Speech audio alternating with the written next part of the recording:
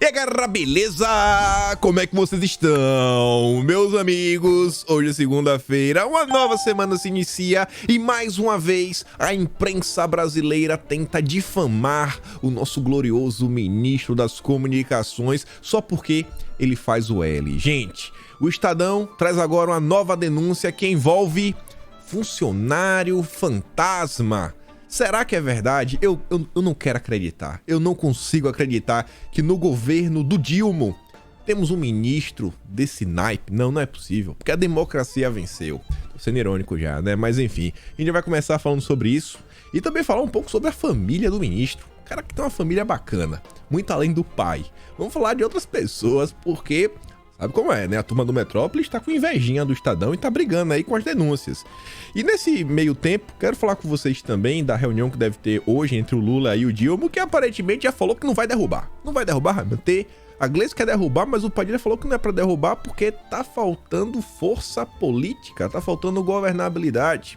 Eu quero comentar, mostrar algumas coisas para vocês, alguns problemas que o desgoverno vem enfrentando, depois falar propriamente dito da Câmara em si, ali no segundo tema, para depois falarmos da economia, que sim, o Haddad tem motivos para chorar, porque agora o Dilma, na sua malvadeza, colocou a corda no pescoço do Haddad e deu um prazo para a economia dar certo.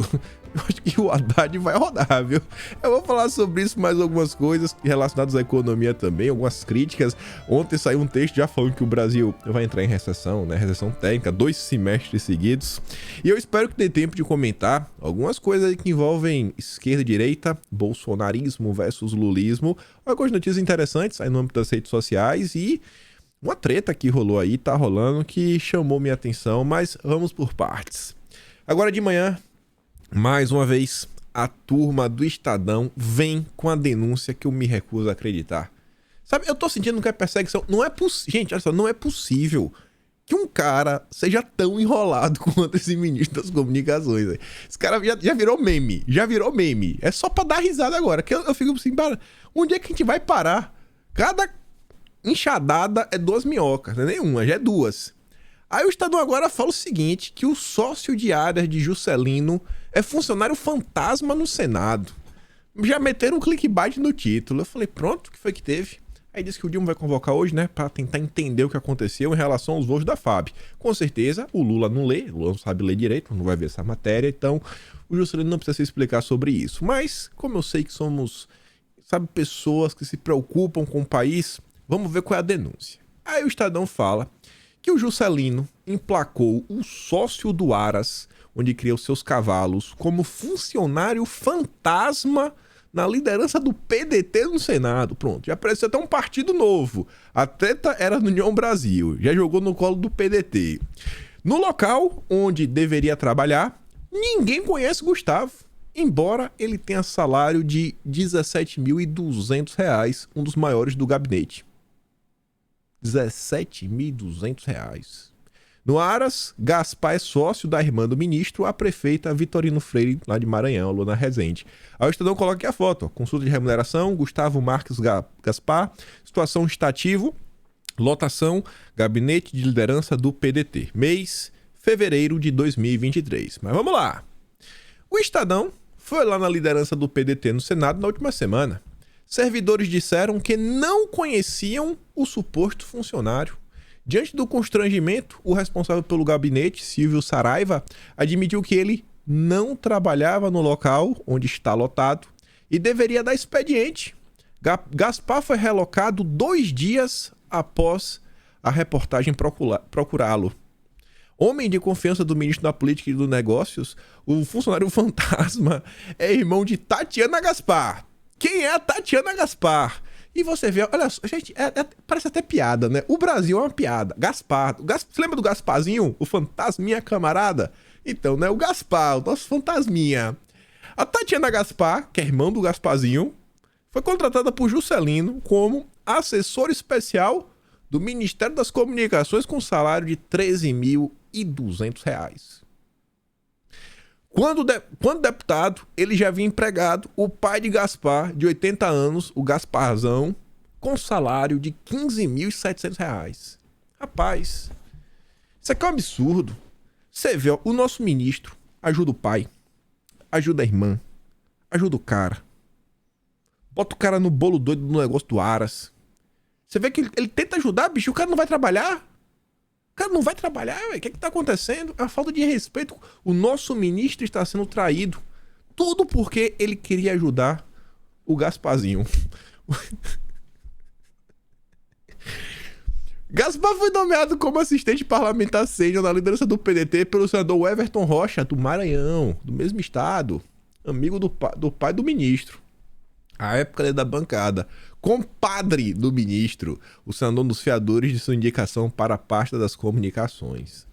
A situação só mudou, né? Ele saiu, no caso, do gabinete do PDT para ir trabalhar em outro gabinete que eles colocaram aqui, não sei se está lotado no próprio Everton Rocha, depois que o Estadão, né, foi procurar o funcionário e buscar explicações sobre qual trabalho ele desempenhava.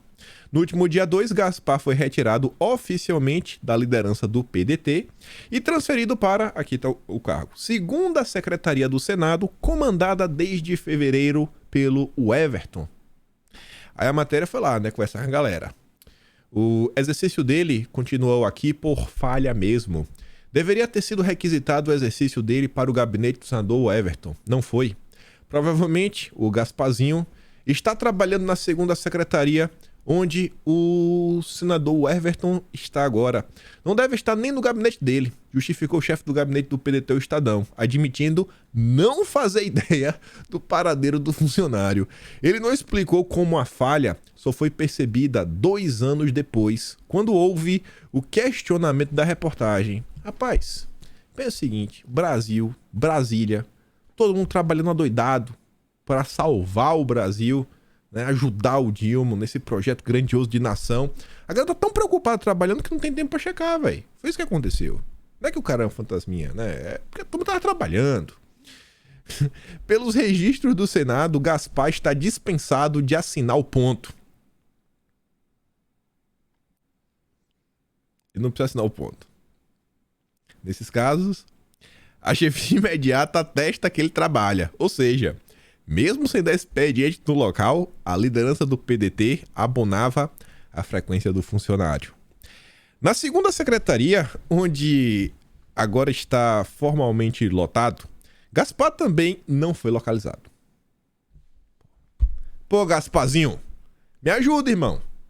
O Estadão esteve no local em horário de expediente na última semana. Ele não estava lá e 2 servidoras que receberam a reportagem não sabiam de quem se tratava.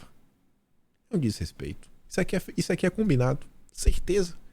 Um outro servidor ligado politicamente ao senador Everton tomou a frente da conversa e disse que conhece o Gasparzinho. Tentou explicar às 2 mulheres quem era a pessoa, mas elas continuaram sem saber. Não, pô, é um de óculos que fica ali no final. Gasparzinho, não sei não. Como resposta, teve o silêncio das funcionárias que trabalham na entrada do gabinete e podem ver quem entra e quem sai. Mas aí que está, Estadão. Parem de publicar fake news agora, vocês foram pegos em flagrante. É o Gasparzinho, ele atravessa paredes. Ele atravessa paredes, ele não entra pela recepção. É o fantasminha, camarada. Olha aí agora, fake news. Fake news contra o ministro. Tenho certeza hoje, o Dilma vai estar lá com o ministro, né? Falar não, então, olha só. A estrada de 5 milhões foi coincidência.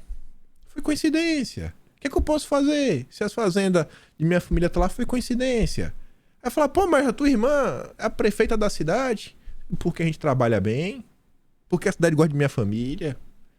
Pô, mas e o voo da FAB? Segurança, né? Ministro do governo Dilma, um monte de bolsominion aí querendo me pegar. Então, segurança em primeiro lugar. Pô, mas você foi ver os cavalos? Sim, porque esse governo é SG? Esse governo defende a Amazônia? Pô, mas e o funcionário fantasma? Tem o quê? Ninguém viu ele, porque ele é fantasma. Mas a recepção não conhece, porque ele não entra pela recepção, ele é um fantasma. Gente, não tá claro? É uma perseguição clara ao ministro Juscelino. Ele não fez nada de errado. Como? Como alguém pode querer que esse ministro seja demitido? É perseguição pura ao desgoverno. Óbvio que eu tô sendo irônico, né? É inacreditável como esse cara ainda é ministro no Brasil. É inacreditável como esse cara ainda é ministro. Ao ser perguntado pelo Estadão se Gaspar está trabalhando na segunda secretaria, o servidor respondeu: ele está lotado aqui. Não soube informar, porém, em quais dias e horários o funcionário comparece e permanece no local. O Gasparzinho, que dia ele tá aqui normalmente, né? Perguntou a colega antes de ficar mais uma vez sem resposta. Eu não sei que dia ele tá aqui. Aí o Estadão depois traz aqui um novo print, que é aí depois que eles bateram, aqui na parte de baixo tá, ó, segunda secretaria. Onde acho? Aí se você volta aqui no primeiro, deixa eu voltar só pra você ver, ó. Gabinete da liderança do PDT. Esse daqui era o primeiro. Aí o Estadão foi lá, 2 dias depois, ele sai do gabinete de liderança, porque ele não tava lá, era fantasminha, e jogaram ele na segunda secretaria, que também ninguém sabe onde ele tá. No papel, Gasparzinho é um dos sócios do Parque Aras Luana, onde Juscelino cria cavalos de raça quarto de milha. O ministro é quem lidera o negócio, mas não aparece formalmente nos registros. A outra sócia é Elona Rezende, a irmã do ministro e prefeita da cidade. O Estadão telefonou para o Aras e quem atendeu não soube informar quem era o Gasparzinho. Vai. Agora assim o cara tem que ser obrigado. Os funcionários do Aras têm que conhecer o cara. Às vezes o cara é arrogante, ele não conversa com o peão. Só fake news. Aí, por fim, a matéria do Estadão fala o seguinte, que o Everton Rocha afirmou que Gasparzinho atua na segunda secretaria. Ele trabalha efetivamente comigo desde que foi líder do PDT no Senado, assim como a maioria dos assessores. Ele transita pelo Senado, não permanecendo necessariamente na sala. O senador não explicou, no entanto, porque a lotação oficial do funcionário é o gabinete da liderança do PDT. Aí o Everton Rocha minimizou o fato de outros servidores não conhecerem o Gasparzinho. Olha a resposta. Muitos funcionários eram da quarta secretaria. Então, a quem não conhece ainda, como você mesmo citou, o funcionário que trabalha há mais tempo comigo no gabinete conhece. O desconhecido Gasparzinho, contudo, está na folha de pagamento do Senado. Questionado sobre quais garantias, qual é a garantia, senador, de que Gasparzinho trabalha como deveria, o senador respondeu: eu posso te garantir que toda a minha equipe trabalha de fato, porque há muito o que fazer. A garantia sou eu. Confia em mim. Confia em mim. Olha a resposta. A jornalista: senador, qual a garantia? A garantia sou eu. Porque minha equipe trabalha. Sou um senador atuante. Tenho uma rotina bastante ativa e demanda muito da minha equipe. E aí a matéria procurou o Gasparzinho, não encontrou ele por telefone. E aí o Gasparzinho também não respondeu aos questionamentos enviados por e-mail. O Senado e o ministro das Comunicações também não se manifestaram. Compra o nariz de palhaço, porque ele não vai ser demitido. É o que tudo está indicando. Aí eu falei para vocês, a turma do Metrópolis também ficou com inveja. Não quer ficar atrás. Aí mais uma vez, de forma baixa e vil, que é o que o Metrópolis está fazendo, atacou a família. Os enroscos do clã do ministro que está por um triz. Aí fala, né, que o pai é réu por matar um agiota. Até já foi preso sob acusação de envolvimento com roubo de carga e outros crimes. Besteira. Já foi perdoado, já cumpriu sua pena, tá livre. Todo mundo pode se arrepender, né? Nos olhos de Deus, tá de boa. As evidências de conexão com a seção pesada do Código Penal, porém, não param aí. Juscelino Paes foi acusado ainda de ameaçar de morte um adversário político na cidade maranhense de Vitorino Freire, berço político da família. Foi em 97, tem muito tempo. Esquece isso. Perseguição besta. Desvio de dinheiro da educação. O pai do ministro também já foi condenado por desvios de recursos públicos do FNDE, o fundo que banca a educação pública no país, na época em que administrou a cidade. O sogro de Juscelino, Fernando Fialho, é outro que não escapa. Ele foi diretor da ANTAC, Agência Nacional de Transportes Aquaviários, e na época foi acusado de favorecer um empresário ligado ao Sarney, a quem é ligado. E na ocasião ele negou, tem corrido em conflito de interesse. Agora foi pra família realmente, né, dentro de casa. Falar da mulher do cara. Chefe da parte das comunicações de Lula, Juscelino Filho viu as empresas de sua mulher, uma médica, faturarem alto na casa dos milhões. Na época em que ele era deputado federal e mantinha ligações estreitas com o governo do Maranhão. Quem era o governador do Maranhão? Na época que ele era deputado? Quem era? Eu não sei. Quem é do Maranhão? Quem poderia ser? Nossa, acho que virou até ministro agora. As firmas de Lia Fialho, a mulher do ministro, passaram a prestar serviços para a rede pública de saúde do estado graças a contratos firmados sem licitação. Por quê? Porque quando a empresa é boa, não precisa de licitação. Quando a empresa é boa de qualidade, é boa médica. Com a organização social que recebe verbas do governo local, ainda com a ONG. Firmados a partir de 2017, em vigor até hoje, esses contratos prevêem pagamentos que, somados, podem ter passado de 8 milhões de reais. Indagada, a ONG, contratada pelo governo do Maranhão, não quis informar os valores efetivamente pagos. E, por fim, há outros contratos, inclusive de locação de aparelhos, que garantem repasses mensais de mais de 60 mil reais às empresas da mulher do ministro.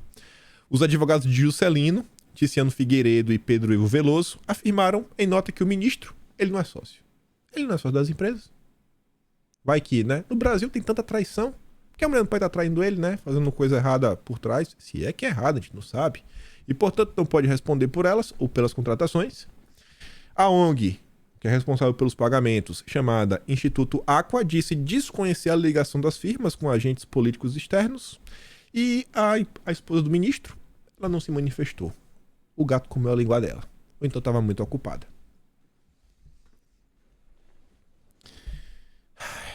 Que... Tem o que falar? Não tem, né? Vamos adiantar.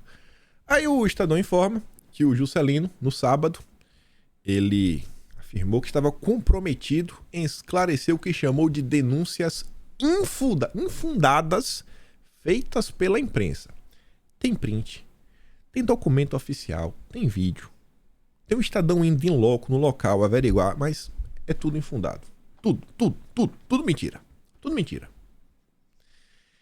A turma do bastidor fala que o União Brasil, enquanto partido, avisou ao Alexandre Padilha para o risco do governo perder por completo a bancada da legenda. Falou, ó, vai perder governabilidade. Essa semana agora, o Lira já deve pautar as MPs. COAF, FUNASA. E aí? E aí, Dilma? Vai demitir? Vai fazer o certo? Ou vai mostrar que não tem compromisso, não tem ética? É menos por Juscelino Filho e mais pelo Ministério. Embora o ministro seja o nome do Davi Alcolumbre, ele é próximo dos deputados do partido do Lira. A sugestão de Padilha foi de que qualquer mudança no ministério em tempo de formação de base no Congresso é perigoso para o governo. Qualquer alteração terá de ser conversada e avisaram que terá que manter o partido na pasta. Integrantes da bancada do União Brasil acreditam que os petistas queriam tomar o Ministério das Comunicações. Aí você vê, Padilha discorda de Gleisi sobre Juscelino e cita afastamentos injustos. Gente, traduzir essa notícia para vocês. A situação para o Dilma está crítica. O Alexandre Padilha é o ministro das Relações Institucionais. Ele é o responsável para garantir a governabilidade, votos, fazer intermediação entre o Poder Executivo e a Câmara, e também o Senado. Se o Padilha tá falando, irmão, calma, não demite, é porque ele sabe, a coisa tá ruim. Se demitir, estaremos em maus lençóis. Somos reféns do União Brasil. Imagina quão ruim não são os projetos do governo para precisar estar fazendo esse tipo de coisa.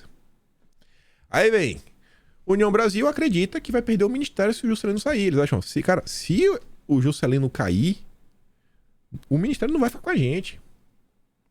Se vai perder para outro, não sei. Mas não vão deixar com a gente. Vamos perder uma pasta. Aí o Metrópole está falando interessante. E eu acho que foi sábado que eu comentei do tema com vocês. Não foi sábado não. Foi quando saiu aquelas notas dos encontros do ministro com a turma da Codevasf. Eu falei, gente, olha só.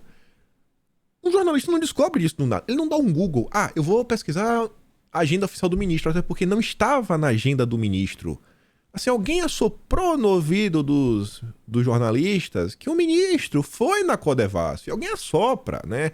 Várias dessas notinhas da imprensa são notinhas plantadas. Você acha que, por exemplo, um deputado, um senador, quando quer brigar, se vingar de alguém, ele vai pro Twitter? Ele vai xingar o cara? Ele usa o drone. E quem é o drone?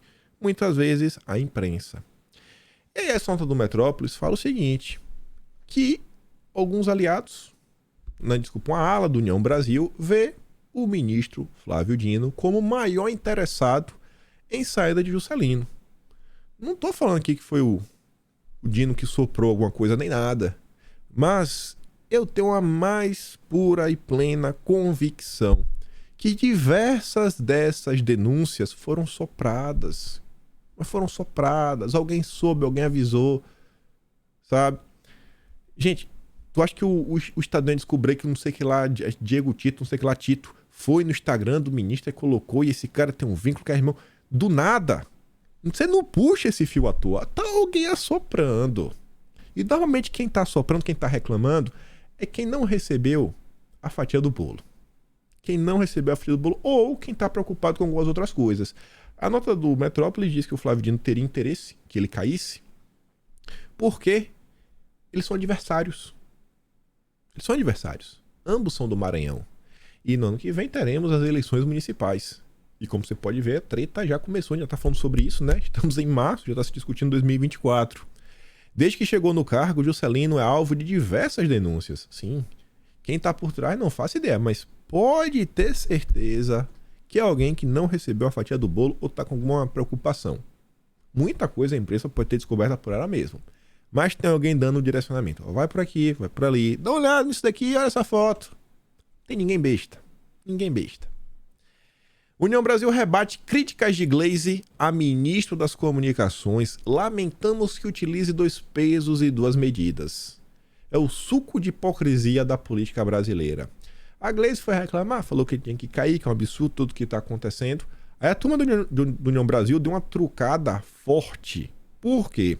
Pegou o Efraim Filho, que fala em nome do União Brasil mesmo.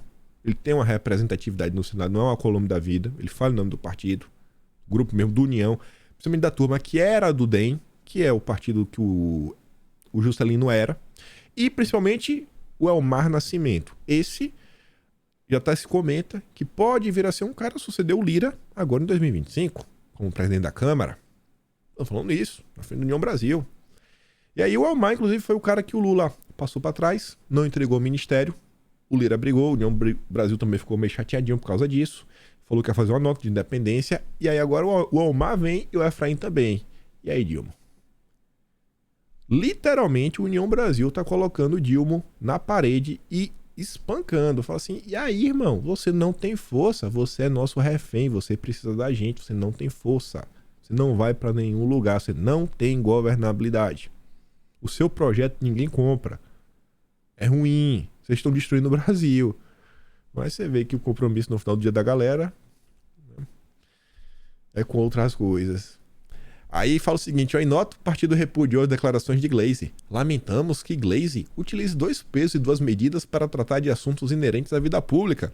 Quando atitudes dos seus aliados são contestadas, e não faltaram acusações a membros do PT na história recente do país, a parlamentar prega o direito de defesa. Quando a situação se inverte, prefere fazer pré-julgamento. O ministro vai se reunir com o Dilma hoje, etc. tudo mais. E ao Globo, o ministro das Relações Institucionais, o Padilha, pregou cautela. Ou seja, cara, não demite que o bicho tá pegando.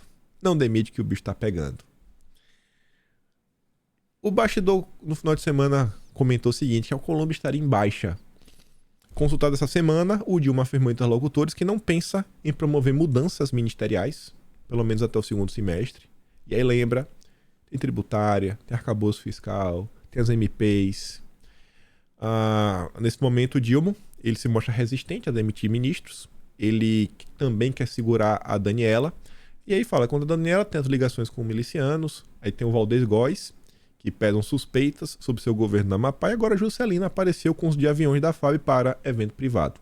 Todos os 3 ministros, assim, principalmente o Valdez e o Juscelino, têm ligações grandes com a Alcolumbre. Esses 2 foram indicações diretas do Alcolumbre. A Daniela é do partido do Alcolumbre, né, do União Brasil, mas foi uma parceria com o Bivar e pela ajuda que ela prestou durante a eleição pro Dilma.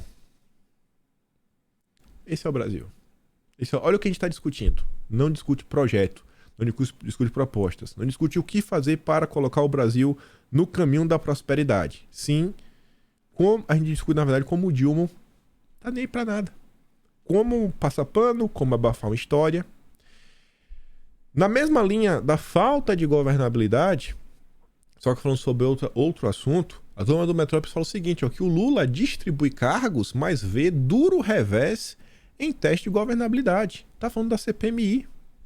O Dilma amargou um revés após a oposição conseguir as assinaturas para a CPMI. Ele não quer mais de jeito nenhum. Mesmo com a distribuição de cargos, Lula não conseguiu desmobilizar parlamentares em torno da criação da CPMI. A base do governo no Congresso, majoritariamente conservador, está longe da solidez que o PT espera. É por isso que Lula tem engolido goela abaixo ministros que o desagradam, como o Juscelino, do União Brasil. Mais uma. Você acha, em sã consciência, que o Lula iria, de boa vontade, acatar o pedido do Lira para liberar emenda para deputado novato? A gente tá falando de todos, até os bolsonaristas. Você acha, em sã consciência? A liberação dessas emendas, né, ajuda Arthur Lira a ganhar força na formação de sua própria base de apoiadores na Câmara. É meio que uma promessa que o Lira fez e falou, é bom cumprir. Ele prometeu para os deputados, ele está cobrando do governo. Porque, sabe? Se o governo quiser a ajuda do Lira, você acha que o governo ia liberar? Se ele tivesse força? Eu acho que quando a gente falar do Haddad e o prazo que o Dilma deu vai fazer muito mais sentido. Inclusive com a data de retorno de Bolsonaro. E a estratégia do governo Dilma para ampliar a base no varejo desafia o histórico dos deputados. A Folha diz que, a julgar pelo histórico dos parlamentares, tem baixas chances de sucesso. Sabe? Quando você não consegue... Nossa, minha língua esse tempo tá travada em algumas palavras. Tá falando o seguinte, essa matéria, em síntese, que se o Dilma ele não consegue trazer o partido, conseguir trazer, por exemplo, o PL, o PP, o Republicanos formalmente, vai ser muito difícil ele conseguir negociar no varejo. Até as dissidências internas vai ser muito difícil. Aí ele fala, ó, que a tática consiste em buscar aliados no varejo dentro de partidos que preferiram manter posição de independência em relação ao governo. Aí fala o PP, o Republicanos, União Brasil, o Podemos e até o PL. Uma análise feita pela Folha, porém, mostra que poucos integrantes dessas legendas demonstraram alguma afinidade com as pautas petistas nas últimas décadas. Considerando os 190 deputados desse grupo mais independente de oposição, apenas 5 tiveram um padrão de votação mais próximo ao do PT. De 190, 5. Silvia Cristina, que atualmente é do PL, está entre essas. Aí você fala, meu Deus, do PL? Só que, em 2018, ela foi eleita pelo PDT, sigla de oposição ao governo. Ela só mudou para o PL em março de 2022. E migrou também para o polo oposto do plenário. A afinidade com as pautas do PT, portanto, talvez se explicasse muito mais pela orientação do antigo partido. Não é porque ela é do PL, mas porque ela veio do PDT. A turma do PL mesmo, até essa turma do PL Raiz, do Valdemar, não é tão petista assim quanto parece. Do PP, idem. Do União Brasil, idem. Do Podemos, idem. Do Republicanos também. O caso de Cristina, entre outros, sugere que pode ser difícil atrair deputados no varejo, à revelia do que pensam as respectivas direções partidárias. Os parlamentares em geral têm padrão de votação próximo ao da própria legenda. A reportagem da Folha mostrou que a fragilidade da base do Dilma pode ser ainda maior do que o parece, tendo em vista o histórico das legendas aliadas na Câmara nas últimas 2 décadas. E depois tem mais algumas informações de quantos estados foram analisados. Analisaram 3.752 votações entre 2001 e 2022. Eu acho é bom. E no meio tempo que não tem base, não tem projeto econômico, não tem nada, só gritaria, ainda tem uma CPI, né, no horizonte e o Congresso vive a expectativa de avanços em definição e instalação de comissões. Nem as comissões permanentes, CCJ, Meio Ambiente, CFTF, CFT, Relações Exteriores, Saúde, etc. Educação não está definida ainda, a gente não consegue sair do lugar. Estamos em 6 de março de 2023 e o Brasil não consegue avançar. Estamos travados. Travado. Essa é a força do Dilma, o grande representante da política brasileira nacional. Mas vamos lá, vamos adiantar. Tá dando tempo. Tô agilizando que eu quero comentar, principalmente o último tema. Comentamos ontem sobre o ovo. O preço subiu. Virou já notícia. O Estadão diz, ó, o ovo subiu não porque o Dilma está destruindo o país. Não é culpa do Dilma. Mas o ovo subiu por conta do aumento do consumo na pandemia. E deve continuar caro em 2023. Na pandemia, as pessoas decidiram comer mais ovos. Ou então, o fica em casa, a economia a gente vê depois, foi tão duro, né, para a população, que reduziu a quantidade de carne, frango, peixe e falou, vamos comprar um ovo aqui, né, de proteína, que é o que está dando. Agora sim, né, o preço ele continua subindo, né? Então, já passou a pandemia, então assim, a economia tem que melhorar, né? Ela vem melhorando. Só que os sinais agora são totalmente contrários. E daqui a 3 dias, sabe, terça, 7, na quinta-feira é esperado a divulgação do CAGED. Eu estou extremamente interessado para saber o que vai acontecer. Pelo bem da nação, eu não vou ficar torcendo contra isso, porque você torcer para uma pessoa ficar desempregada, você é desumano. Eu realmente espero que janeiro bata positivo. Mas vendo todas essas notícias, está difícil de acreditar que teremos um bom resultado.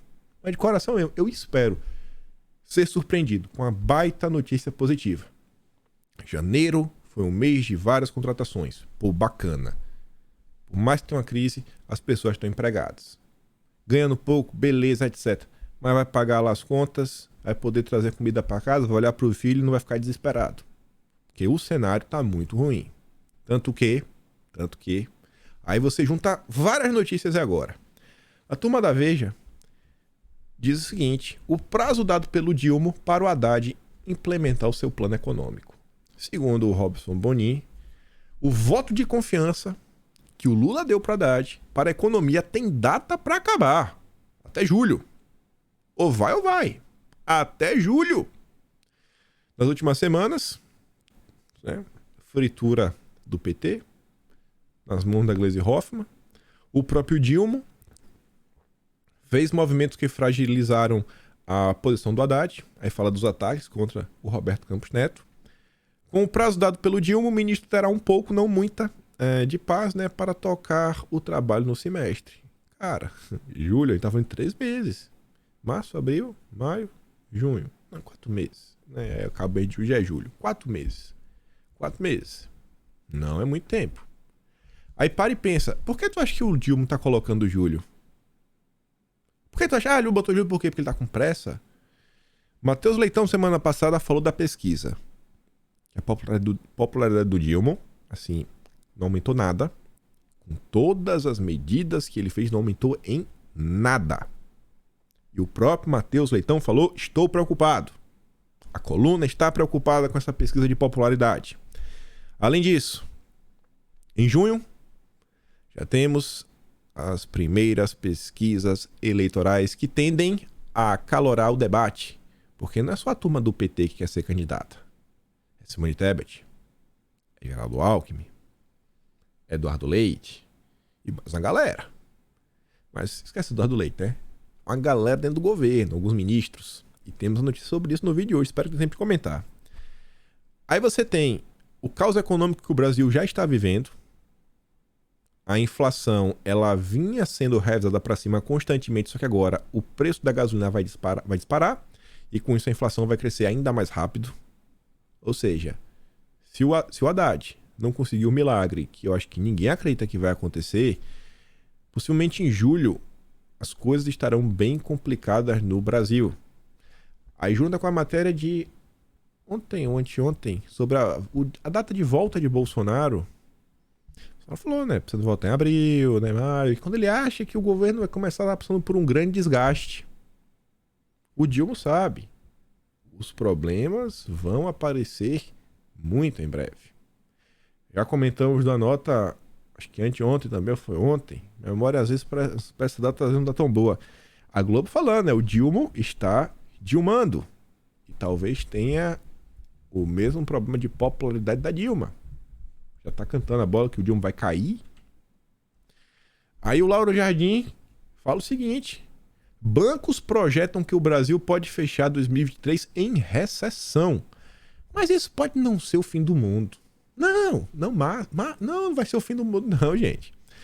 Projeções de alguns bancos apostam a possibilidade do Brasil fechar o ano tecnicamente em recessão, ou seja, ter 2 trimestres consecutivos, os 2 últimos, de queda do PIB. É um indicador de pessimismo. Mas nada que não possa ser revertido, inclusive porque em janeiro de 2022, nenhum grande banco cravou um crescimento acima de 0,8% e no fim das contas o PIB subiu 2,9% do ano passado. Só que no ano passado, quando todos os bancos davam um PIB negativo, a turma do governo, o Ministério da Economia, já calculava um PIB de 2,1%.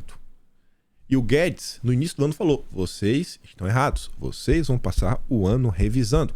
E ele estava certo, ele estava na certeza quando ele falou isso. Ele não falou isso de forma aleatória.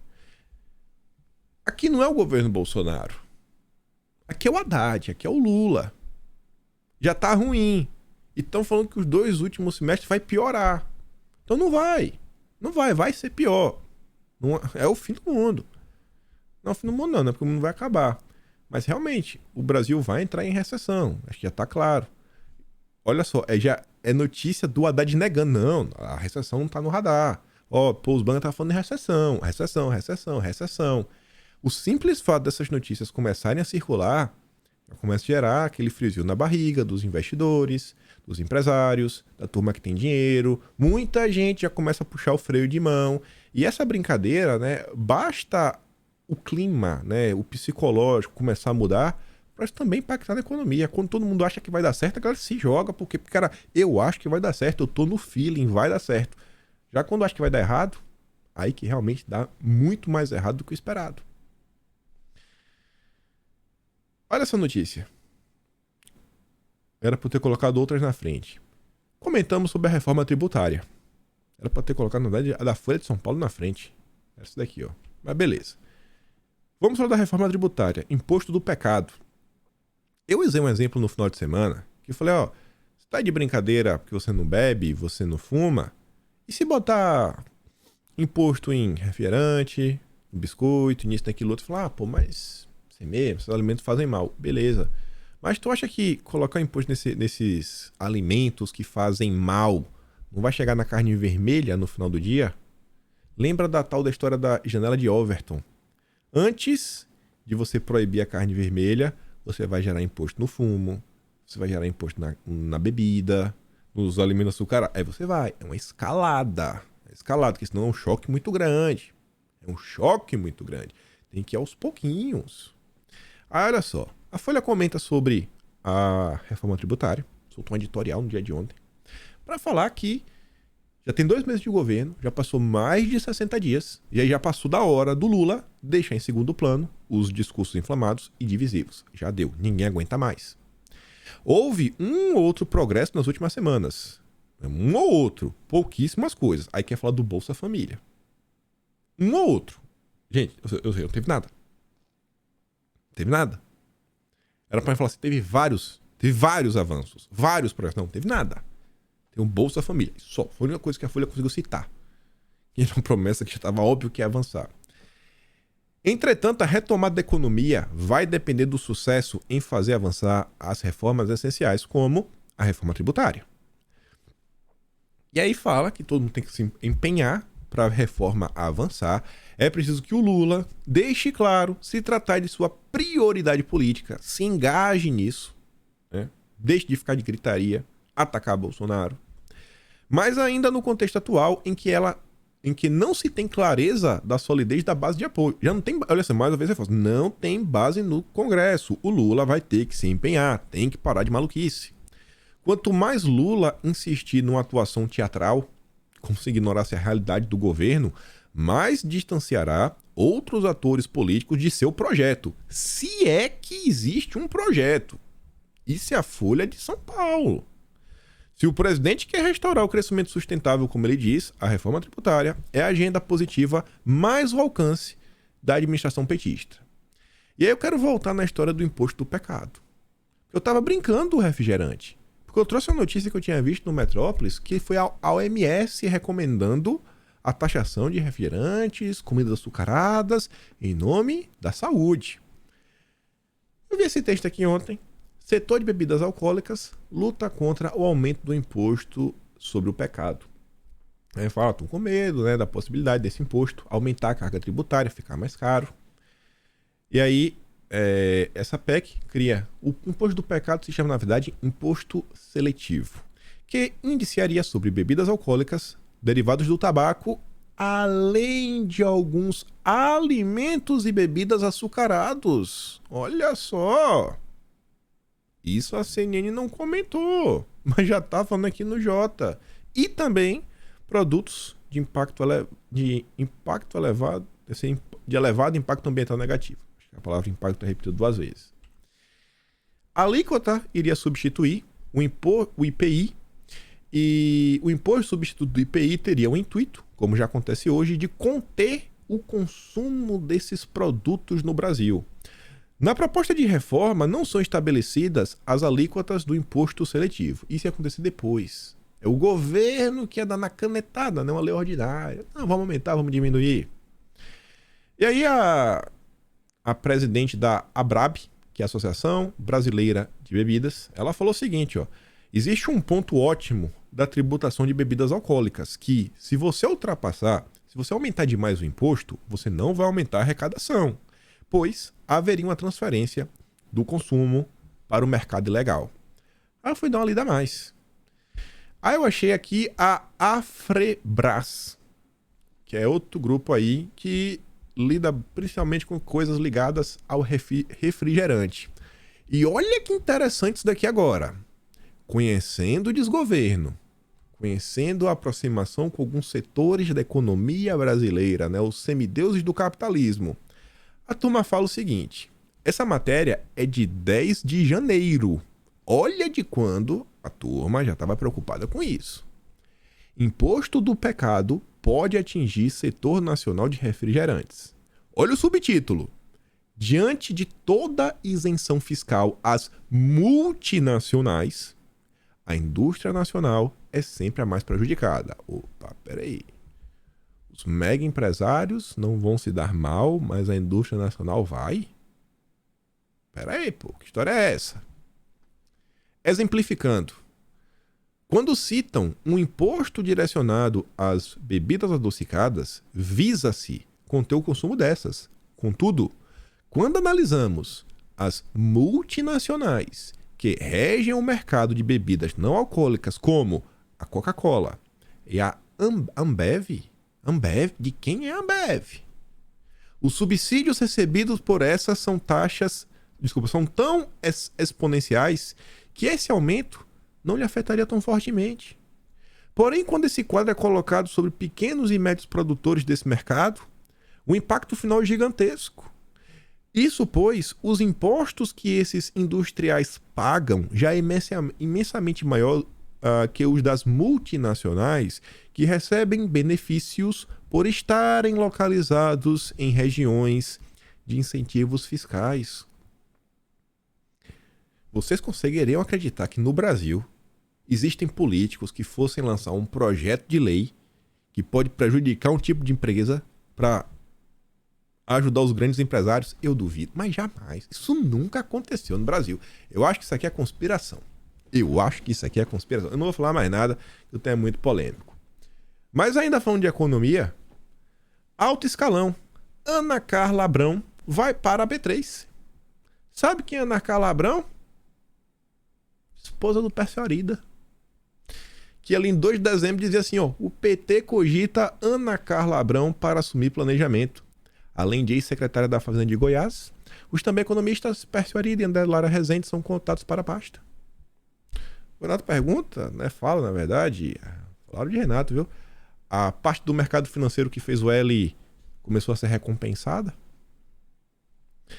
Indicação ao comando do maior fundo de pensão da América teve o dedo de ex-tesoureiro do PT. É o sindicalista, que já foi criticado por isso. A Previ administra apenas 250 bilhões de reais. Pouca coisa. Pouca coisa. Pouquíssima coisa. Imagina você chegar na frente de um fundo desse de investimento, que tem várias regras. E imagine você mudar uma regra que você impeça esse fundo, na verdade você limite ao ponto que esse fundo só vai investir em 10 empresas. Imagine 10 empresas receberem um aporte de basicamente 250 bilhões no mercado. Imagine se as ações valorizam, não valorizam. Não vou falar mais nada então, mas enfim, é o segundo maior fundo da América Latina. Será comandado pelo drone do João Vacari, o ex-tesoureiro do PT que nunca foi gestor de nada.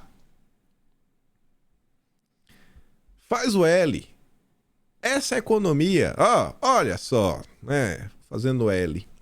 Aí vem o Tasso Gereissati, fingindo surpresa com o que está acontecendo, concedeu entrevista na manhã de hoje pro Estadão, né? Saiu na manhã de hoje, na verdade, falando, não veio um Lula Mandela, veio um Lula anti-Bolsonaro.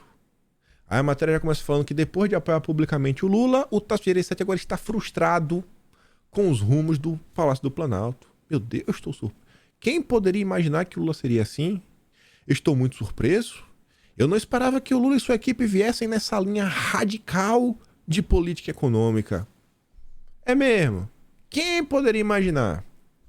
A entrevista é longa. 2 perguntas para você ver, né? O Dilma já está sendo frito pela turma do PSDB. O Lula acertou na política de preço dos combustíveis. Foi uma vitória parcial do Haddad. Aí o Tasso Gereissati fala o seguinte: então, né? Não foi uma vitória nem derrota do Haddad. O que a gente vê são coisas improvisadas e contraditórias. Criar um imposto novo sobre exportação de petróleo, o que é uma incoerência total para quem diz que está tendo como prioridade a reforma tributária. Um dos pilares da reforma tributária é a desoneração total das exportações. É incentivar as exportações e não onerar. E na direção contrária pode causar uma série de desequilíbrios. O interessante vem agora.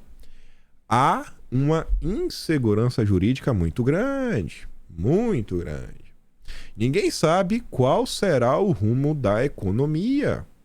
Existe uma paralisação dos investimentos. Estão todos esperando para ver o que acontece. Está todo mundo desesperado.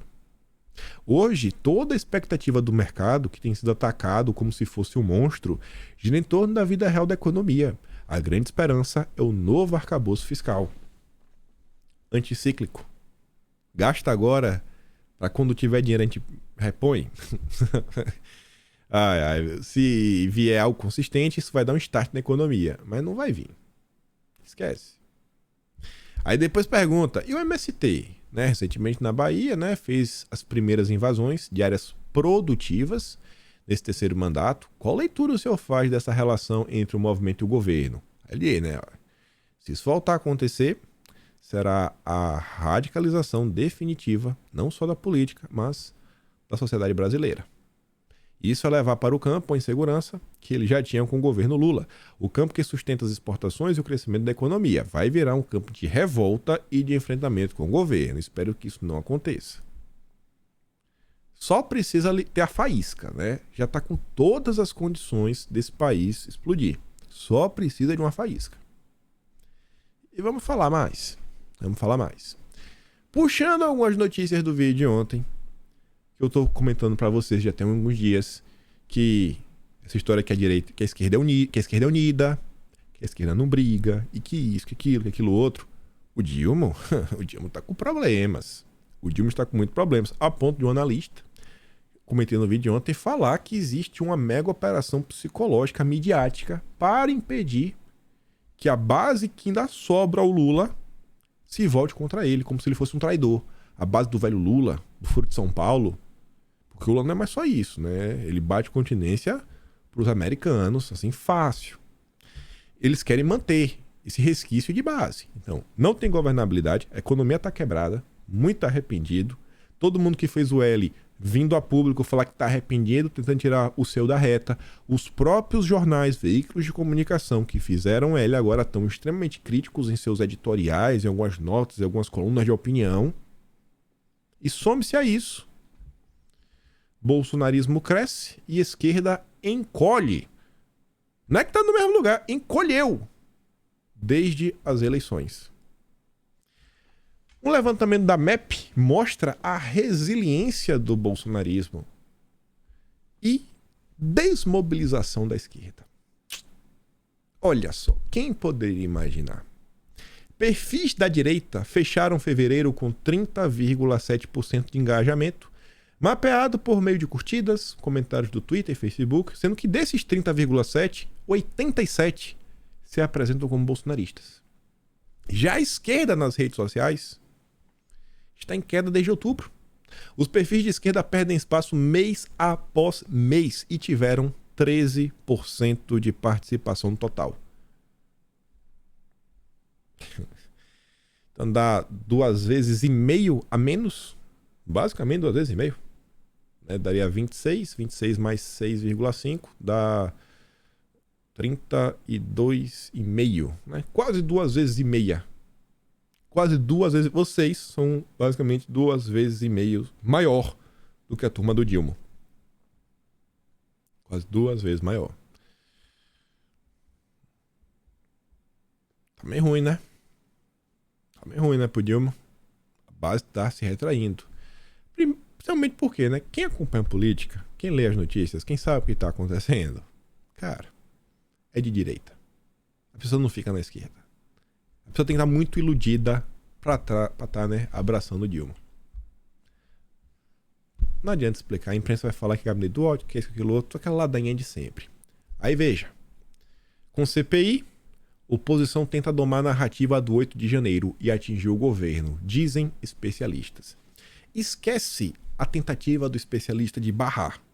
Isso aqui tá mais do que óbvio. A gente sabe isso daí. Sabe que eles querem, né, jogar areia na CPMI. Isso é óbvio. Só que é exatamente por isso que vale a pena prestar atenção. Cientistas políticos consultados pela CNN dizem que a oposição tenta controlar a narrativa sobre o ato do dia 8 e dessa maneira atingir o governo federal.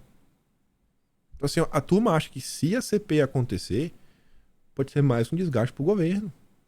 A oposição quer fazer isso. E para eles estarem preocupados é porque as chances disso acontecerem são altas. E obviamente que eles não querem. Mas eles não querem de jeito nenhum.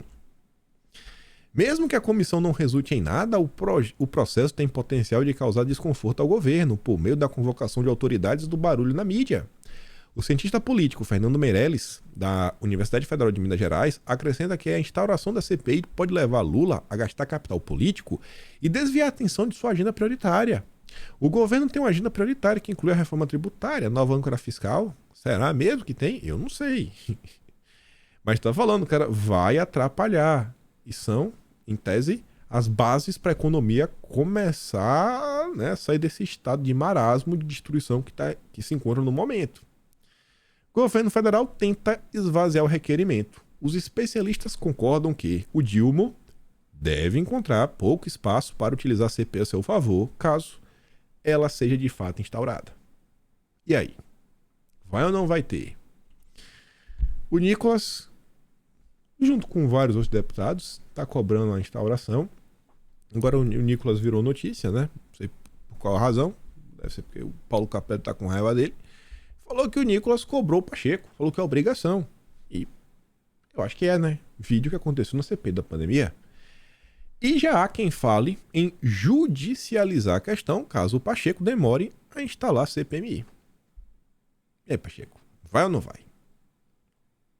Enquanto a CPMI do dia 8 não é instalada, o Planalto atua para retirar a assinatura de deputados e senadores que botaram o nome na lista. Lembra que ainda no dia 8, ainda era dia 8, Renan Calheiros queria a CPI. No dia 9, no dia seguinte, as 27 assinaturas, elas já tinham sido conquistadas assim, poucas horas após o almoço. Saiu uma nota aos exatos 12h45 no Globo, falando que já possuímos as assinaturas. E tinha sido a nota pela manhã falando que tem 14 assinaturas. Essa nota da manhã dizia que Humberto Costa, o Randolfo Rodrigues estavam apoiando, falava da Soraya Tronic, e essa nota era da CNN e falava que o deputado Reginaldo Lopes, eu acho, começa com R, que é do PT, fez um tweet e que ele iria buscar assinaturas na Câmara, para também instaurar uma CPI na Câmara. Eu aposto porque eu sei, porque eu li essas notícias hoje mais cedo, eu tava fazendo umas paradas. Não é como eu lembrei, não, hoje eu li essa notícia mais cedo. Tô fazendo uns negócios extra. Esse mês terei novidades. Mas vamos lá.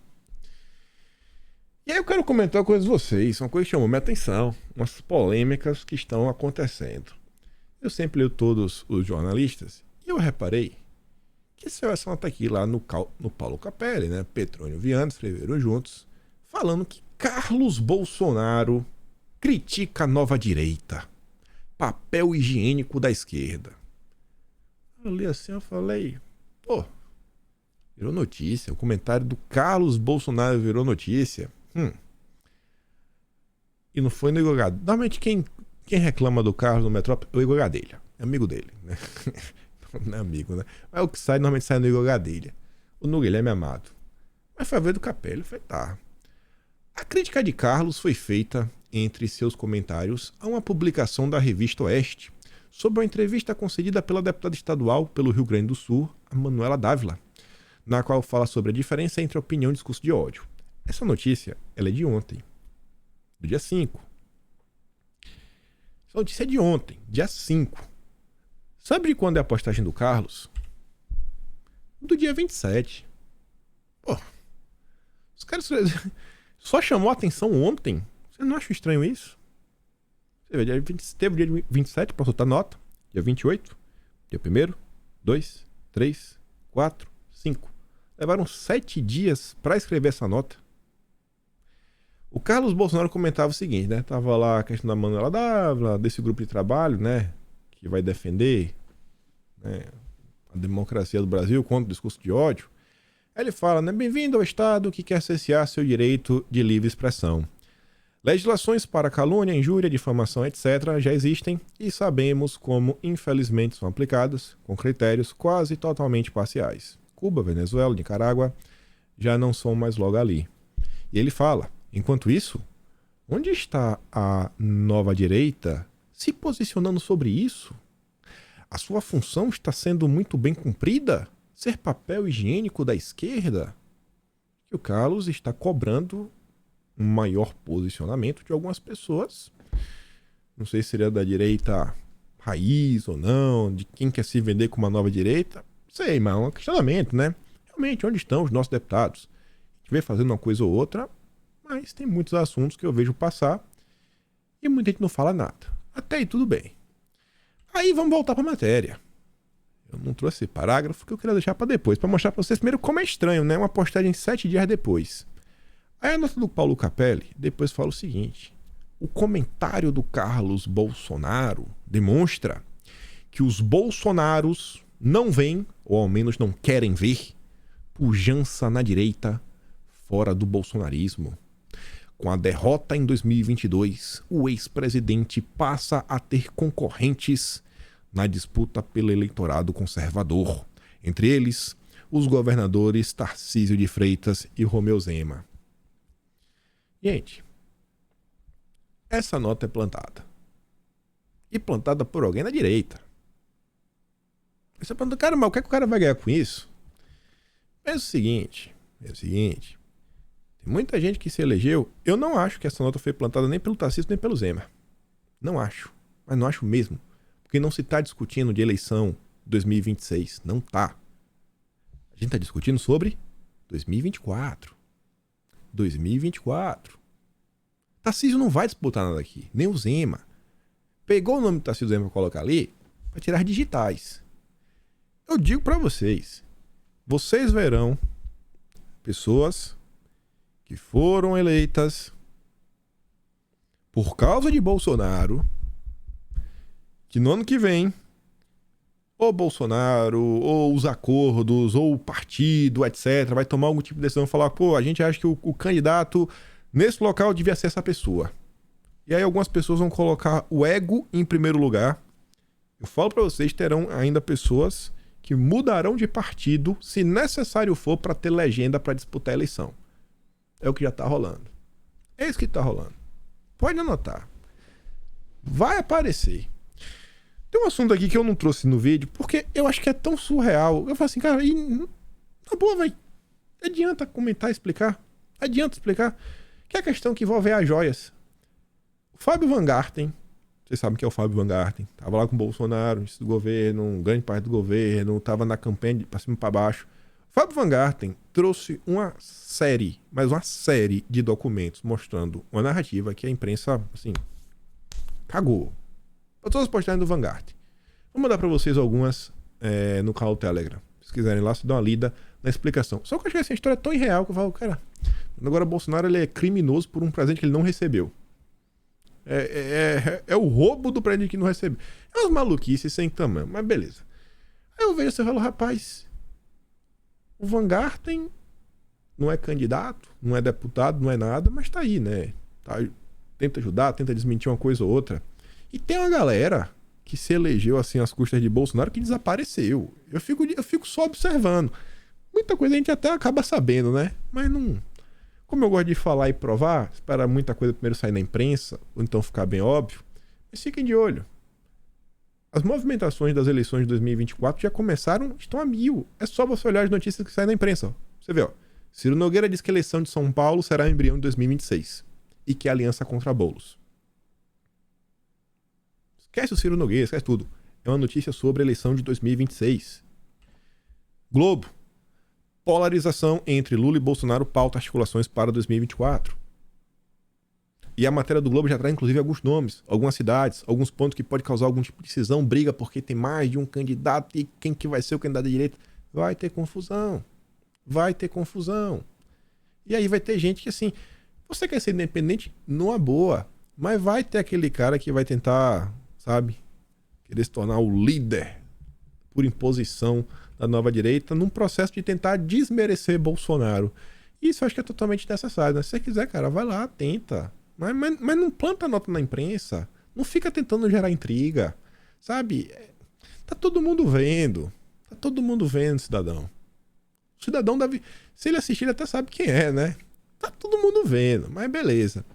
Aí tá aí, né? Pré-candidatos às eleições municipais avaliam recorrer à estratégia usada no pleito presidencial no passado. E vai acabar sendo em várias localidades. Aqui falar do Rio de Janeiro, eu nem sei se... Sei porque botaram a foto do Pazuello, né? Até o momento não falaram nada em torno do nome dele. Mas enfim.